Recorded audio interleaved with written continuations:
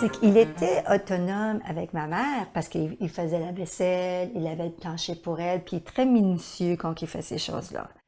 Mais ça, il a appris jeune à faire ces choses, à participer dans des tâches de la maison. Mais c'était, sur d'autres côtés, il n'était pas aussi autonome. C'est parce que ma mère, c'est elle qui prenait les décisions.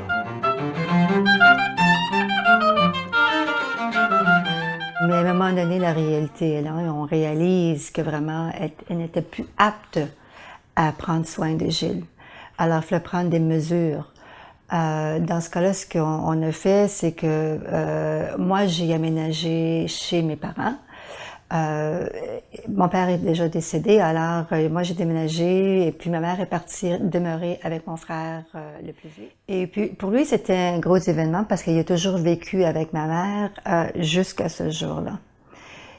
Lui comprenait pas vraiment ce qui se passait, mais il fallait lui expliquer dans des termes très très très simples qu'elle ne pouvait plus rester à la maison. Quand elle était au foyer, ça c'était comme pour lui, c'était comme elle était dans un hôpital. Alors, tu sais, il fallait lui dire, c'est pas un hôpital, c'est un endroit où est-ce que les gens ils ont besoin d'aide tous les jours, tout ça. Et puis, il a commencé à comprendre mieux, puis on lui expliquait que elle avait besoin de plus soins, des médicaments, tout ça. Et finalement, il a accepté. Ça a été une grande adaptation parce que Gilles, il voyait sa mère devenir comme un enfant. Puis ce qui était intéressant, c'est qu'il comprenait. Moi, c'était vraiment, ça m'a ouvert beaucoup les yeux parce que tout d'un coup, c'était comme Gilles, il était mature comparé à ma mère. C'était comique de vivre cette partie-là de notre vie, de voir comment est-ce qu'il a grandi. Et puis comment est-ce qu'il pouvait prendre soin d'elle aussi. Puis c'est vraiment, on voyait le côté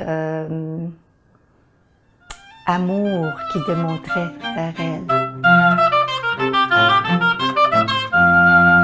Le fait que Gilles ait été hospitalisé pour des complications de santé, entre-temps, on a appris que la maman avait été hospitalisée elle aussi, avec un diagnostic d'Alzheimer. Donc, ça voulait dire non-retour pour elle. Ça voulait dire que Gilles fallait trouver un milieu de vie pour lui. Quand c'était le moment donné de prendre une décision, où Gilles, qu'est-ce qu'on allait faire avec Gilles? Le placer, quelle institution ou quoi que ce soit. Pour moi, je regardais toujours le côté de Gilles. Finalement, François, il m'a proposé, il dit, pourquoi est-ce qu'il ne viendra pas rester chez moi? Alors, c'était la porte vraiment qui s'est ouverte. Connaissant l'Arche Agapé, je suis allé voir la directrice. Je lui ai dit, si dès que tu as une place qui se libère dans tes services, si tu me dis que c'est Gilles qui est le proche, que tu l'accueilles, j'ai dit, moi, je vais voir si je peux convaincre ma femme. Quand on est venu me demander pour prendre Gilles, Oui. c'était pas quelque chose, ça me tentait beaucoup. Parce que j'étais fatiguée à ce temps-là. Cette dame-là est arrivée à la maison, elle m'a appelée. Ah oui, c'est vrai. Puis je ne savais pas c'est quoi c'était, une dame C'était une travailleuse sociale. Une travailleuse sociale, Oui, c'est oui, ça. Elle oui. voulait me parler. Ah mon Dieu! Ah, oui, je me rappelle. OK, elle voulait me parler. Mais elle a pris de l'avance sur moi, là. Bah, Parce que moi, je n'en avais pas parlé encore. non, tu m'avais pas parlé de ça. Mais là, c'est devenu très vite évident que c'est pas moi qui étais obligée de donner des choses, donner de moi à Gilles. C'est Gilles qui se donnait à moi.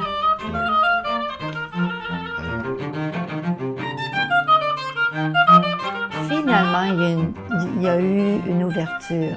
C'est comme ça que Gilles est rentré à l'Arche Agapé. Moi, j'ai eu la chance, comme responsable de communauté, d'accueillir Gilles, de voir la famille, la personne accueillie, donc dans ce cas-ci, Gilles et son environnement, faire ce processus-là avec nous.